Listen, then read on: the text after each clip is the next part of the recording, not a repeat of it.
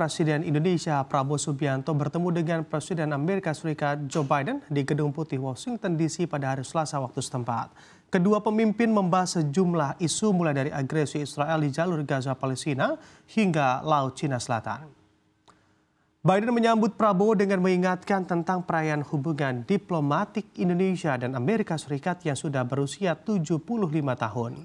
Dalam pertemuan tersebut, Biden menyampaikan kedua negara memiliki tanggung jawab untuk memajukan Indo-Pasifik yang bebas dan terbuka dengan ASEAN sebagai pusatnya. Selain itu, Biden menyebut Indonesia adalah pemain penting dalam transisi energi bersih. Biden pun berharap kedua negara dapat memperdalam kemitraan strategis yang komprehensif. Sementara, Prabowo menyampaikan terima kasih atas ucapan Biden yang memberikan selamat pada dirinya melalui sambungan telepon saat Prabowo menang Pilpres. Prabowo juga mengatakan Amerika Serikat sebagai sahabat baik Indonesia yang mendukung perjuangan kemerdekaan Indonesia. Prabowo juga berjanji akan bekerja keras untuk memperkuat hubungan Indonesia dan juga Amerika Serikat. Mr. President, welcome to the White House. Thank you very much, sir. Good to have you here, Animal. Thank you very much. We're marking an important anniversary, 75 years of diplomatic relationship with Indonesia and the United States, 75 years. I'm proud that the partnership between our countries is stronger than it's ever been, and today we're going to discuss how we continue to strengthen that partnership. First, in my view, by advancing free and open Indo-Pacific with ASEAN at its center. As two of the largest democracies in the world, it seems to me our nations have a special responsibility in this vision. Second, fighting the climate crisis. Indonesia is a critical player in the clean energy transition. And third, by building a secure and resilient supply chain. And finally, by deepening our comprehensive strategic partnership that includes deepening our security cooperation. We'll discuss also global challenges, including the Gaza and the South China Sea. So, Mr. President, I'm looking forward to our discussion and welcome. I'd like to have you here, and the floor is yours. Thank you. Thank you, President Biden. Thank you for receiving me. I also would like to thank you. You phoned me yourself upon my election. And great victory. Yes, thank you very much. And then finally, I could make it, and you received me today. United States for us is a great friend. United States supported us in our struggle for independence and helped us many times in our time of need. Therefore, I will work very hard to strengthen Indonesian-United States relationship.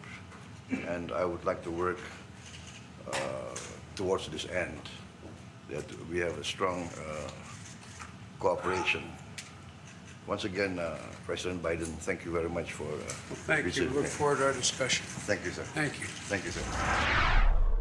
Dalam kunjungan kerjanya ke Amerika Serikat, Presiden Prabowo Subianto menanyakan solusi atas serangan Israel ke Palestina saat berbincang dengan Menteri Luar Negeri Amerika Serikat Antony Blinken di American Foreign Service Association, Washington DC. Merespon pertanyaan tersebut, Blinken menjawab pihaknya sedang bekerja keras untuk mengatasi perang tersebut. Blinken juga menekankan betapa pentingnya kunjungan Prabowo ke Amerika Serikat, apalagi hubungan diplomatik antara Amerika Serikat dan Indonesia sudah terjalin selama 75 tahun lamanya. Blinken juga menilai kunjungan Prabowo ke Amerika Serikat kali ini sangat menguntungkan kedua belah pihak, sebab kunjungan kali ini sebagai lawatan pertama Prabowo ke negeri Paman Sam itu sejak dilantik menjadi presiden secara resmi 20 Oktober 2024. Kita bahas itu, saya tetap menyarankan two-state solution, sebetulnya mereka juga setuju. Kita bekerja, kita berharap untuk bisa gencatan senjata segera. Ya.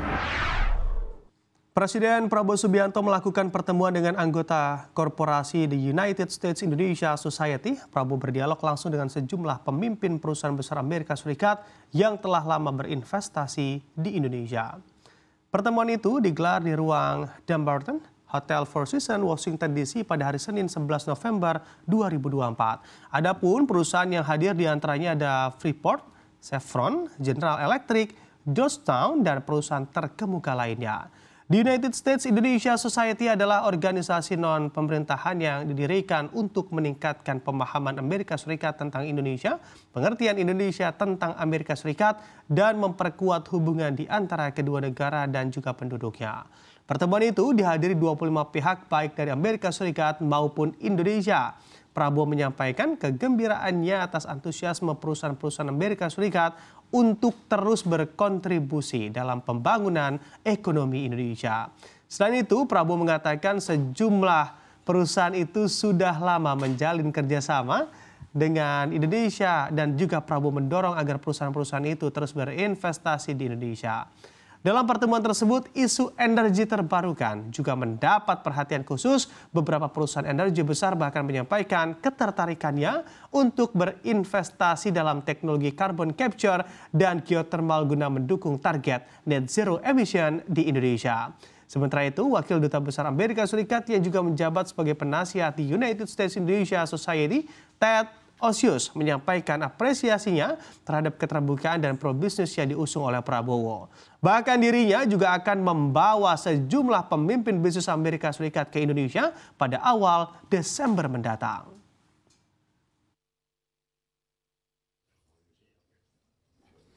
Ya, saya sangat gembira pertemuan tadi dengan perusahaan-perusahaan terbesar ya di Amerika dan di dunia. Mereka sangat terlibat dalam perekonomian Indonesia, dalam pembangunan Indonesia. Sudah lama mereka di Indonesia dan mereka terus percaya dengan Indonesia, dengan ekonomi Indonesia.